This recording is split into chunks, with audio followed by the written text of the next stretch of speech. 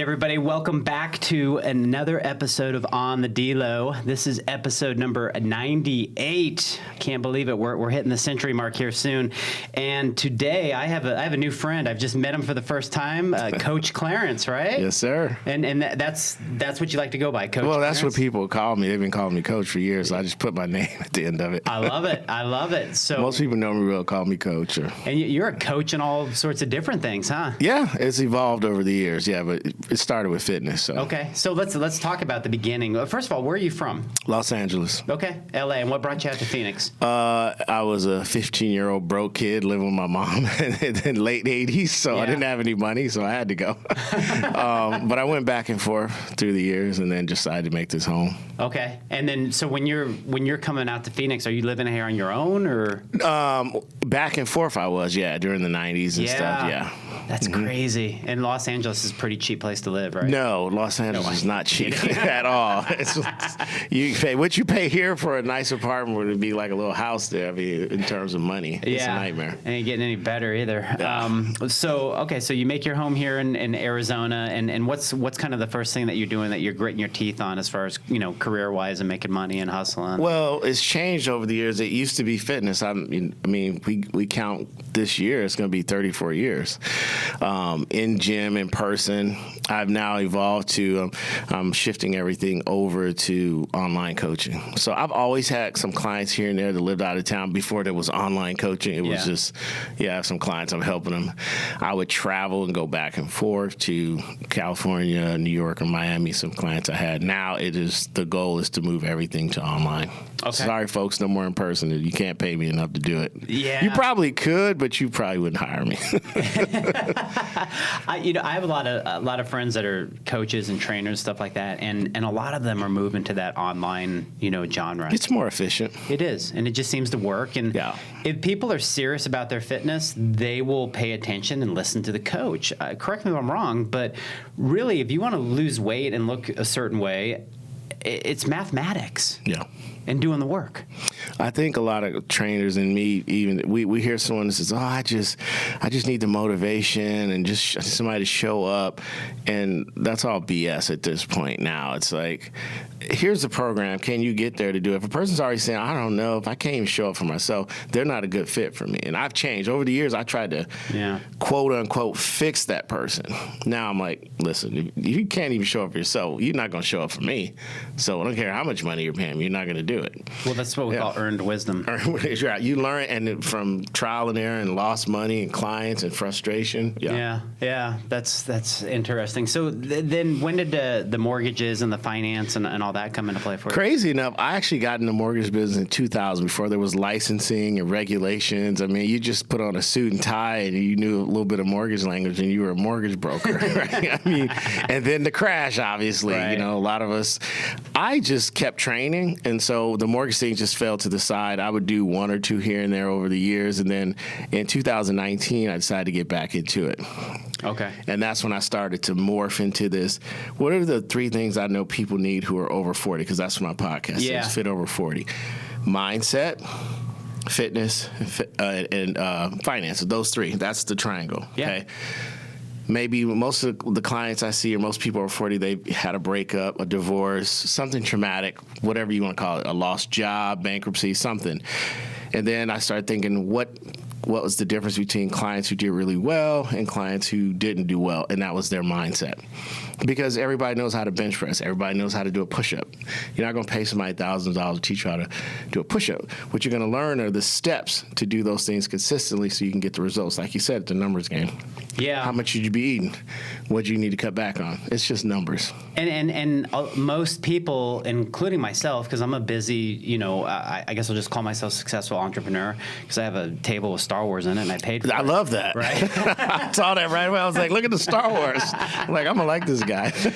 I'll show you my office after this. You'll love it. But the point being is that we all need coaches. We all need guidance. We all need, I don't even want to call it accountability partners because at the end of the day, you hold yourself accountable, Yeah. And when you look at people and you look at certain seasons of life, 20, 30, 40, 50, I'm broaching 50 come February. I love the name of your podcast, Fit Over 40, and I love the analysis of it. Why 40 and what does the year 40 mean to you? Well, traditionally, 40 was the year that you attain maturity. If you go biblical or spiritual, that's usually the age you get.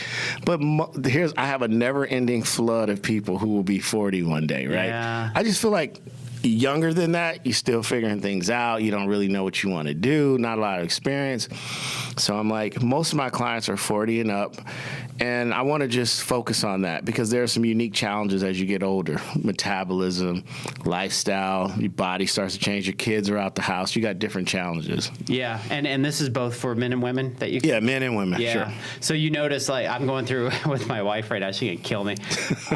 So my wife just turned 50 back in June, but, you know, prior to that and during, and now she's going through this thing called menopause. You heard of that? Yes, I have. Yeah, it's a joy.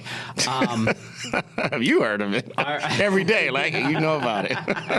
I wear a jacket to bed. Oh, that's how much I've heard of that. It's 61 degrees. Did you know air conditioning units can go that low in the winter? Yeah, they can. I guess what my point is that there's things in our existence of life, and as we get older, there's new challenges. Absolutely. And I would assume most people that you deal with are kind of mature enough. They all have something, and it's trauma, injury. I don't know how long you've been working out and stuff. I've been working out since I was 13, martial arts, doing all that stuff. Yeah. You got knees, you got shoulders, you got back. It became more interesting to me to deal with those people than people who say, I just need to look good, I need a six-pack. You can find that everywhere. Right. Yeah. But what I found is keeping that six-pack, keeping that body over 40 becomes a challenge. And that was an easier, relatable conversation for me. I like that. I can't talk to someone in college going, I'm 21, I just moved out, I'm in, the dorm. That's not, okay, I'm like, good luck. You're going to make a lot of mistakes. Come see me when you figured out at least where you want to go. Do you find most people, when they get to you in their fitness journey at this point in life, like they're ready? Yeah, they've had enough frustration. They're tired of making. But the problem is, I need to evaluate. So everybody that I deal with, they have to go through a consultation. I don't just take anybody because some people aren't ready. They say they are, but you put in the work, you give them the program, and they're like, well, you didn't check in, you didn't fill out the sheets, you didn't do this or that. You're not really serious. It's just a conversation you're having with yourself. And what good is it to get paid, but not see any results from that person because they don't want to put the work in? You know what I'm saying? Well, it starts to become a ding on you, and then it's a waste of your time. Right. Even if you're getting paid, if you're not getting a result, it's a waste of time. It's a waste of time, absolutely. Yeah. What's your hat? That's cool. Oh, it's the gym Phoenix. It's the gyms I train out of. Ah, okay, yeah. They have one in Mesa and one in Phoenix, so that's their logo, yeah. All right, so you people that are not watching on YouTube, black is his favorite color. He's all dressed. I wear other colors, but black is my favorite. He's got his Jordan sweatshirt on, which is money, by the way. Absolutely love it. If that was my size, I'd be walking out of here with it. I usually have to wear bigger clothes. I used to bodybuild a long time ago. Did you really? Yeah. The funny thing is now I'm really heavy into jiu-jitsu, and it's like I'm trying to get smaller, which is funny to the people who go to the gym. Wow. Because to do a lot of the moves, I'm like, if I'm wrapping a guy in the guard, my legs are, big, so it's tough to get them around. So I have to learn alternative techniques to keep somebody in guard. Isn't that funny how like even your season of life has changed? So talk about the bodybuilding. Like what did you go do some of these NBIF? It's embarrassing. Now, thank God there was no social media back then. I turned 53 yesterday. So congrats, happy birthday. Yeah, thank you. I started bodybuilding like in the 90s. Okay. So there was guys in magazines. They were our heroes. There was no education. We just, whatever their workouts, we tried to copy them. Oh, yeah. And it just looked cool. They had all the girls. They had the bodies, right? Then as you get older, you figure out all the stuff they're doing to get to that look. You start going, okay, there needs to be some education here. Yeah. And that's how it started. And I just think, thank God there was no social media. Like going on there in those little shorts and all greased up. And it's embarrassing now, but I know there's a lot of people who love that, and it's cool. It's just, I did it for a while, and I'm like, I'm good. So that was the thing for bodybuilding. Everybody was doing it. It was cool, to be big, Poor Ronnie Coleman. Oh. Yeah, but look at all that stuff he did. I mean, he's parlayed that into some business things, which a lot of successful guys do. He's paid the price. Yeah, he's paid, yeah. But he's, he was one of the king of kings, man. Yeah, he was one of my favorites, man. But, and he's the same size as me. Just imagine how big he is. Yeah. Yeah, at his peak, he was like pushing 310, but like not fat, but just jacked. Oh my God, that's awesome. Yeah, I just did a bodybuilding show 3 weeks ago. Okay. So I did men's physique. Yeah, that's the new thing. Yeah, there was no physique back then. You had to be a bodybuilder. I'm like, how come these guys are so much bigger than me and we're the same weight? And then I just think, oh, PEDs. Oh, okay. Yeah, exactly. So not a single drug in my life. I get on stage, I'm at 143 pounds. It's like, whoa. And my dad, who's 75, he was a judge at the show, and my dad's been a bodybuilder for the last 30 years. Was he critical of you? Did he give you a pass? He gave me a pass. He was just happy to see me up there. Right. He's like, my son did it. He's following the dream. He's going to the Natural Olympia and getting in the Hall of Fame. Nice. For the natural. So anyways, that's fun. Yeah, bodybuilding's fun. I mean, it was back in the day, as we were kids, because we're about the same generation. You're seeing like, Arnold and, Franco Columbo and all those guys. And that was cool. Those are our heroes. Those are our guys, yeah. Yeah. And you probably, when you were little, you just working out in your garage. I started in the garage, didn't know what I was doing. Literally just looking at the magazine. Okay, he said, dude, this 12 times. Okay. Yeah. And then, because I was really skinny in high school. In high school, I think my junior year, I was probably about a 145. Okay. And now being well over 200, I took my way all the way up. Did you have those concrete weights? I've had the concrete weights, the ones that were plastic, that broke sometimes. You put them on the floor and you had to put those little pins. And if you were in there by yourself and you couldn't do it, you had to lean to the side. Yeah, I've done it all. Yeah. Oh my God, that's hilarious. Yeah. And then what about like your food intake back then? Was it just ridiculous? I mean, I think about the stuff we ate back then. But again, we were just following. Like, I was telling this friend of mine, I was like, we used to take shakes and put raw eggs. Yeah. And that was our protein. And then mix it up with oatmeal or whatever fruit we were putting in there. And that was what we did, because I saw Arnold Schwarzenegger did that. I was like, okay, cool. Put raw milk, just craziness. Yeah. We would literally go and watch the Rocky montages. And then we'd go hit the gym. Right. Be all pumped up. Yeah. Remember that movie Pumping Iron? Yes. Yeah, I had that on repeat. 100%. And then as far as nutrition, I started to figure out nutrition late in 2000, that link that got people more successful. Okay. But then the transformation, was in the late 2000s. It's not nutrition. It's not this. It is, and I'm saying something abstract, it's this. Yeah. Because most people know if they're eating donuts and McDonald's every day, it's not getting anywhere. But why are you doing that? Right. That's when I start going, man, if I could figure this out. And then when I start putting it together, my results for clients got better. Because in the beginning, it was just people who were motivated, they wanted to look good, they did what you said. Yeah. But then there's this whole mass of people that are floundering.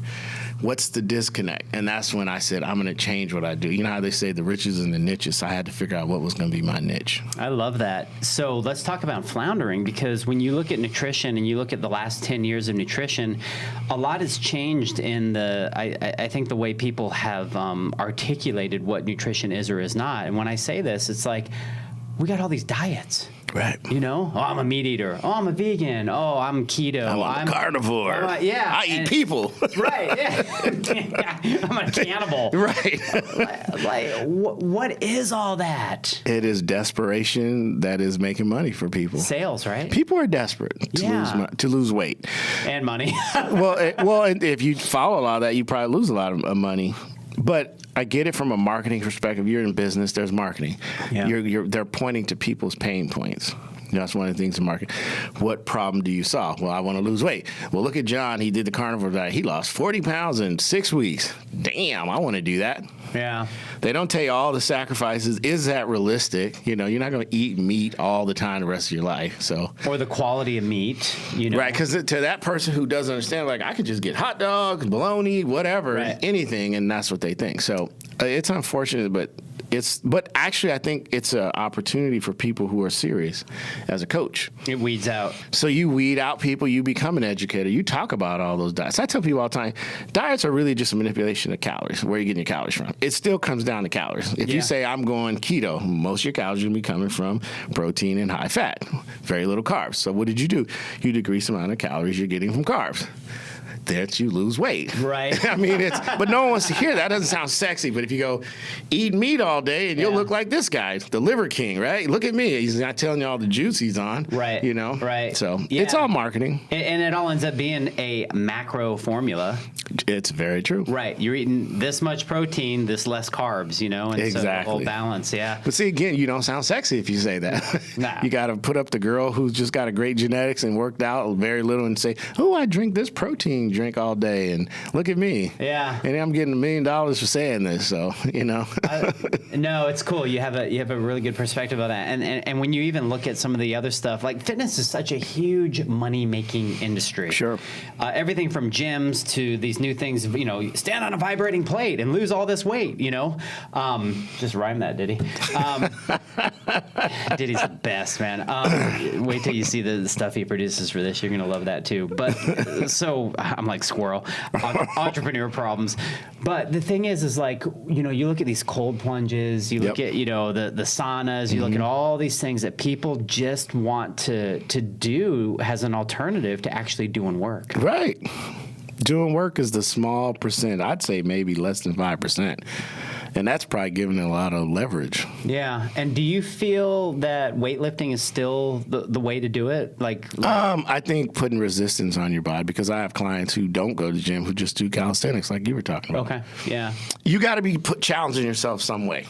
If you're older, I have some clients who are in their late 60s. Sometimes just body weight stuff is effective. You can't take them in the gym and throw them in a hack squat, you know? Right. As long as there's some sort of resistance. Some kind of resistance, you're putting some challenge on your musculoskeletal system. Excellent. Excellent. So tell me a little bit. So, okay, tell me how your podcast is going. We were talking before on air. You're at 178 episodes? This will be, not this year. Yeah. I'll say you. But when you come in, I believe it'll be 177, if I'm correct. Okay. And how did all that start? Like, what gave you the antithesis to say, you know, I'm just going to start doing a podcast? I don't know if you know, what's his name now? I don't see him all the time. He owns Star Worldwide Networks. Oh, Dave Pratt? Yeah, Dave Pratt approached me. I interned from him when I was 18. Okay, very cool. Yeah. And he was the first person who approached me about doing something, and I blew it off for 2 years. Okay.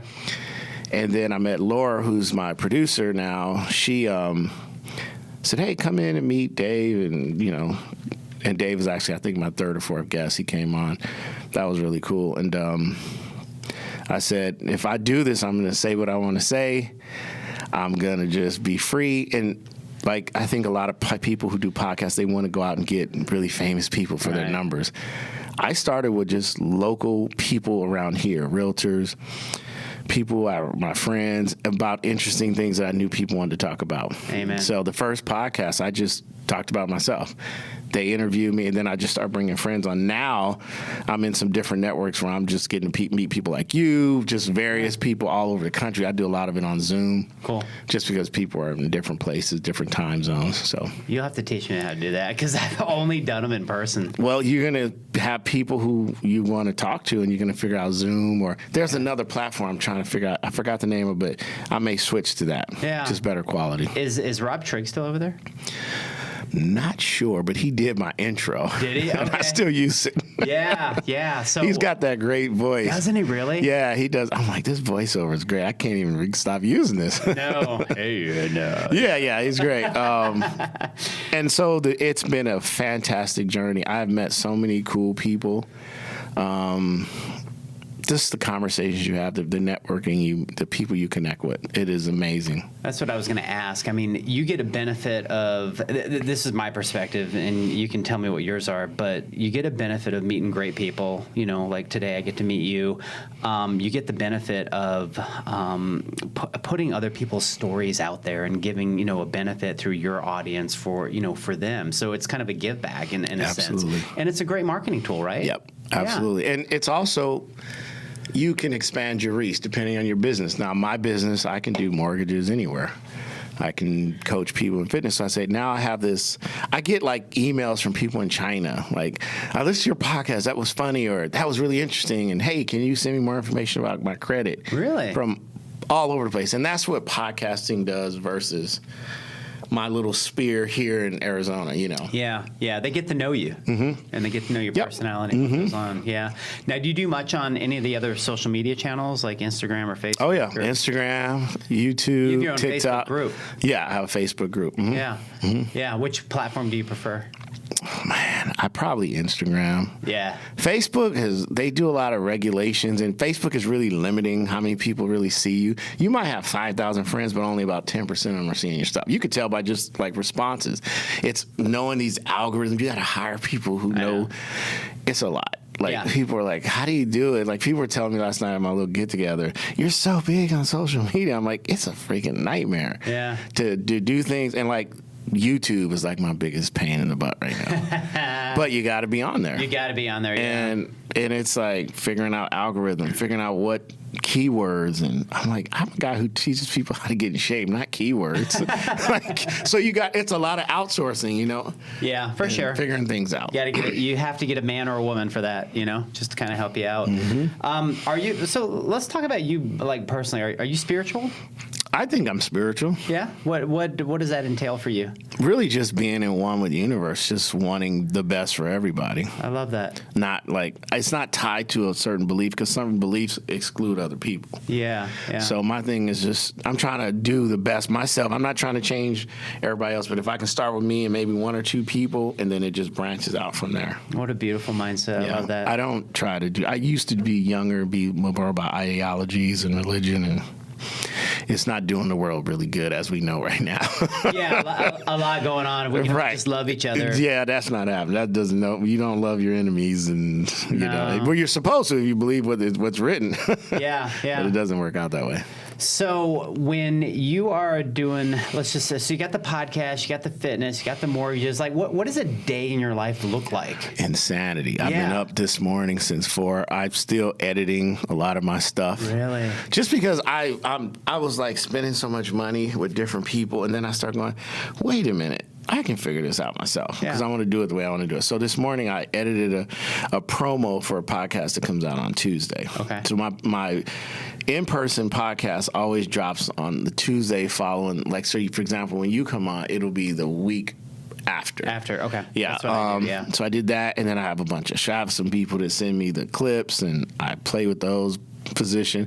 In the morning, I'm answering emails. I'm rebranding to this online fitness thing, so I'm working with a guy, and he has me doing stuff. So before about 6 or 7, that's what I'm doing. Okay. Clients, I have a couple clients left that are still training in person. Depending on the day, I'll go in and do them. And then about 7 or 8, I'm starting to look at the mortgage stuff. Now I'm doing banker hours, if you will. So about 9 to 1, I'm dealing with whatever situations are in mortgages, and I have people I'm helping with their credit. I'm checking up with them. If I have coaching calls, I usually do those in the evening. Yeah. And you primarily work out of your house? Yeah. Okay. I think when COVID hit, that was a big shift. Yeah. They started figuring out you don't need, well, even in the mortgage, everything is paperless. Unless you have an older couple that can't figure out a PDF, you then have to go get paperwork for them. But 90% of the transactions are all electronic, so they'll start saying, well, we don't really need offices anymore. And do you have a good system for yourself to not be distracted while you're at home, or you just... I'm like focused? You said entrepreneurial, you said squirrel. I'm like that. So I time block now. Things I teach my clients, I have to do first. A lot of stuff that I teach you was stuff that I struggle with, like remembering to do a to-do list, time blocking. So all these lessons I've learned from my coaches, I have a lot of coaches, you know. Yeah. I am able to parlay that to other people. So time blocking is big. Turning off my phone, turning on silent. Because I'm that person if you go in my office, there's 4 screens looking at me. I got one, and then if something pops up, look what John did at this party last night. Now you're like watching that. Then you scroll in for 10 minutes, and then you're like, man, I just lost 10 minutes, and I can't get it back. You know, or you're watching some video of a cat who can backflip. You know, just something weird that distracts you. You know, and I get the marketing. It's to keep you engaged, to keep you on the channel. So I go, well, that's cool. I need to figure that out. Then I'm like, oh, where was that? I was in the middle of an email. So that has been a struggle, but I know that that's what people struggle with in terms of losing weight and feeling better. So those lessons, all the stuff I talk about, it's usually something that I've dealt with, and I know that most people are dealing with. Yeah, no, that's really cool. How about like as far as like, I don't know why people are always interested in this, and when they see you online, they're probably even more interested. Like, what do you eat during the day? Oh yeah, I have not made one of those a day in the life of eating, but everybody else does. Yeah. Because one of the reasons I don't is because then people think that's what they're supposed to do. 100%. Right, like, and it's like, this is what I like to do. I probably eat something you think is nasty, and you aren't going to do it. You know. Now I do make food videos, so I'll go, but then I'll say, look, the recipe says put this in it, but I put this in it because this is what I like. Yeah. You know. But people ask you all the time, what do you? What's your workout like? What do you do? Guys will still be like, how much can you bench press? I don't know. I don't bench press anymore like that. Like, I just put some weight on. If it's challenging, I do it, and I get up. You know. And it's funny to hear dudes say, what do you squat, or what do you? What does it matter? Yeah, just what works for me. I'm a 50-something-year-old guy. I don't try to go squat the gym anymore. I just get enough to challenge me. I like to hike and do other stuff. You know? You like to get out, and you go out to eat, and you have all that stuff. That's the funny thing when you go out and people recognize you, and you're just enjoying yourself. You might be eating something that's not, quote, clean. Right. But they're like, Clarence, and I'm like, yes, make this a caption. This is what balance looks like. You know, so I'm like, I love it. And even at a birthday party, they brought me a cake, and they were like, are you going to eat it? I'm like, I'm going to eat a piece of it, you know? I'm not going to eat the whole cake. Right, yeah. It's like, that's what you get. Like, what do you do, you know? If you're buying something, what are you doing? Or what stock do you think is? And I'm like, I don't really do stocks. I have other guys I refer that to, but we give advice all the time, you know? Everyone wants to know that. I guess I asked you, the reason why I asked you about what you eat and all that is because you're a chef. Yeah. Yeah. So you got to enjoy cooking. I love cooking. But at doing meal prep for so long, I get burned out on it. I bet. Okay. Now I'm like, I need to buy somebody else's stuff. Yeah. Because you get sick of cooking all the time. But I like cooking because it's to me is spiritual. You can enjoy yourself. Perfect. You're creating something that you know is doing something good for you. It's also a nice way to connect with a person you're interested in. So I had Sexy Chef Wendy on, and I've known her forever. She'd be a great guest for you, man. I love it, yeah. And she does cooking for couples, and she helps them rekindle passion in their relationship by cooking together. That's great. So her name's Sexy Chef Wendy. If you Google her, she'll pop right up. Sexy Chef Wendy. She's this big 5'11" blonde. I mean, she's a beautiful girl, but super nice. But she's a chef, and we connected a long time ago. I would make comments on her YouTube, and we just started going back and forth, and we became friends. She's been on twice, and. But we had a deal because I used to do private cooking classes for couples. Yeah. And she does the same thing, but hers is more geared towards intimacy and, you know, bringing some passion back into your relationship. Mine was just, look, my husband doesn't know how to cook. My wife doesn't know how to boil water. Okay, here's what I charge. I'll be there at 7, you know. So that's what I was doing. So, and by the way, we still do that. That's great. Okay. Yeah. So those are is there anything else that you do? Try to be a good parent. Try. How many kids you got? 3. 3 kids. Mm-hmm. Okay. And they're all out here? Yeah. Well, my son lives in Chicago. He's the oldest. Yeah. And how old is he? 32. 32. Yeah. Dang. Yeah. Yeah, my oldest is 20. And my youngest, she has the same birthday as me. She turned 16. Okay. Yeah. Congrats. Mm-hmm. That's awesome, man. Yeah, kids are the best. Yeah. Well, it depends on what age. Right. I mean, now it's so cool because when my son was young, there was no FaceTime. There was no social media. It would be like, hey, can you get your mom's phones? You can call me. Now, like my daughter, she FaceTimes me. We are on each other's Instagram page. She can call me. She has a cell phone. She just started driving. I'm like, that's going to be interesting. So yeah. That's beautiful. So that's what I do. And I'm single, so I do the single dad thing. Yeah. Good for you, man. Loaded question, or maybe not. What is your definition of perfection, or is there even such thing as perfection? I don't believe there's a such thing as perfection, because if you think you're perfect, that means you can't make mistakes, you can't learn anything. You've arrived at whatever that is, and you can't. There's always something you don't know. There's always something you could do better. I think you can strive for perfection, but whatever that is, there's no perfect. You know, I don't even know anybody who's perfect to use that as an example, because everybody that we've held up, great leaders, they did something shady. You know, America's a great country, but America's done some shady stuff. Right. I mean, you know, think about it that way. You know, there's no perfect person. There's some guys in jiu-jitsu, I think, their game is perfect, but they'll tell you, oh, I'm still learning. I'm like, wow. If I could have a percentage of what you do. Absolutely beautiful answer. Diddy, you mark that time down. That's a YouTube snip there. I love it. All right, I got some rapid fire questions. Uh-oh. You ready for this? Quick timer salon. Let's go. All right. Metallica or Van Halen? Shit. Oh, I mean, we on Drink Champs? I'm supposed to take a drink right now. You know what? Here's how old I am. I saw Metallica in San Francisco. Okay, I'm a kid, and I had never seen dudes play guitar that fast. I was like, what the hell is this? Now they're like this big thing. I think they're two different. I think Van Halen had a bigger, and that's some people probably argue, no, you're crazy. So this is just my opinion. Van Halen had a bigger pop success, if you will. They were more popular with because everybody liked Van Halen. Yeah. Metallica is a group of people who like Metallica. Like, I'll play Metallica song. Dude, that's noise. What is that? But you play Jump or, Sexy Woman. People are like, oh, yeah, I remember that, Yeah. So I had to say both. Okay. I like both of them. I wouldn't separate those two. That's a good answer. Arnold or Jay Cutler? Arnold. Yeah. Steak or pizza? Steak. Really? I like a good steak. You like a good steak? Yeah, you can get pizza anywhere, but a good steak is a good steak. So going out to eat, what's your favorite steakhouse? If you had to just pick one. Where you going? Mastro's? Yeah. Ocean 44 is good. Yeah, predictable. Mm-hmm. Yeah. Up at 4 or bed at 10? Well, I get up at 3, so if I can get to bed at 10, I'm having a good week. Okay. But yeah, I've actually committed to being in bed by 9, so I'm doing pretty good with that. So I'm up at 4 and in bed at 8.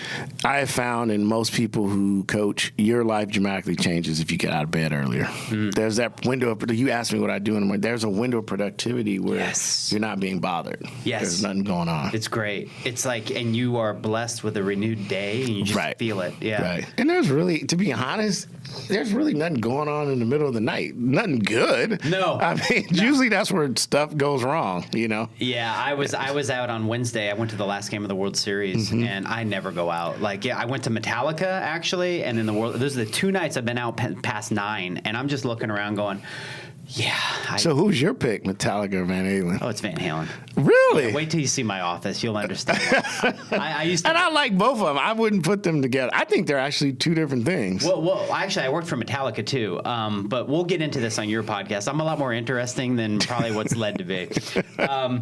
Okay, hike Grand Canyon or push a sled for 12 hours? I've never hiked anything that high or that low, whatever your perspective is. But I probably pushed 12 hours of sled over time. So probably hike. Because that's something I need to do because that would be an experience. Yeah, I like it. Mm-hmm. That's fun. Where do I come up with these things? Coffee or tea? Tea. Yeah. Okay. Yeah. If I'm drinking coffee, something's really going wrong. Yeah. Really? I'm just at the rock bottom. I had a client. We used to get together and we'd watch the news in the morning. She'd have a cup of coffee. We did that for 25 years. Yeah. But when I left, I never went and got coffee. But tea, I probably could see myself doing. Because usually, if I'm drinking a tea, there's some benefit. Or hey, drink this tea. It has this benefit. I like that. Yeah. Or if you get sick or whatever. Yeah. Tea. Okay. Push-ups or pull-ups? Pull-ups. Okay. Because it takes a lot of strength to do a pull-up. Push-ups, I've taught most of my female clients how to go from no push-ups to doing a 25, 30 in a row. That's great. Good. I'm not talking about on knees. Push-ups, not Tyrannosaurus Rex push-ups. Yeah. Sure. Yeah. That's funny. What's your favorite meal to prepare, if you had one? You have this fine person coming over, and you're just you want to make a meal to just knock them out of their socks. Well, hopefully I know that they eat meat. I'd probably make a nice steak and some good sides, like a 5-course. Start with a salad.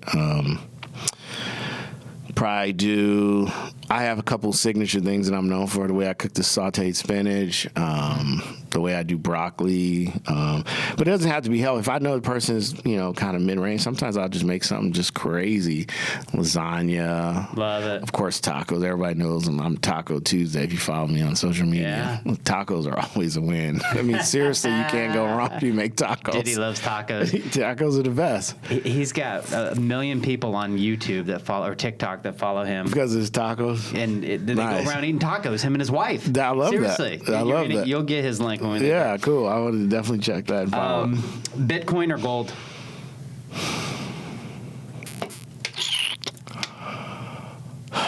Because I'm old, I'm going to say gold, but there's some value in figuring out Bitcoin. Okay. I like it. And I don't know enough to speak on it. I defer, but I know it's the future. Yeah, just a generic. But gold is something with time, Yeah. Because you can't make any more of it. It's there. It is. Just bury it in the backyard. Hope somebody finds it. All right, last but not least, Bigfoot or aliens? Do I believe one? I know there's aliens. Okay. Bigfoot.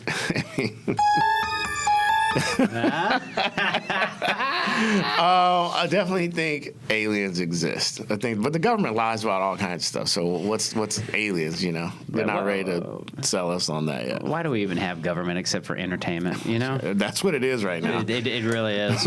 All right, it's been amazing to have you. Where can everybody find you? I'll put all the links and everything in show notes, and we'll blast this out. But what do you want everybody to know before we on Instagram, just Clarence M. Ferguson, just like that. On Facebook, if you're over 40 and you want to follow me, it's Fit Over 40 with Coach Clarence. My podcast is anywhere you Google Fit Over 40 with Coach Clarence, you'll find me. Perfect. Yeah, and then as far as mortgages and stuff, just info at Coach Clarence, and all my links. Kind of, they have like links to different whatever your interest is. Well, we'll link it on our stuff, man. Thank you so much for coming here on Friday and hanging out. Absolutely, man. This is good. Been a pleasure, and thank everybody for listening. I love you all. Please subscribe, 5-star. Please follow Coach Clarence. Just a genuine, nice, sweet man, and I'm excited to keep on rolling. So until next time, peace out.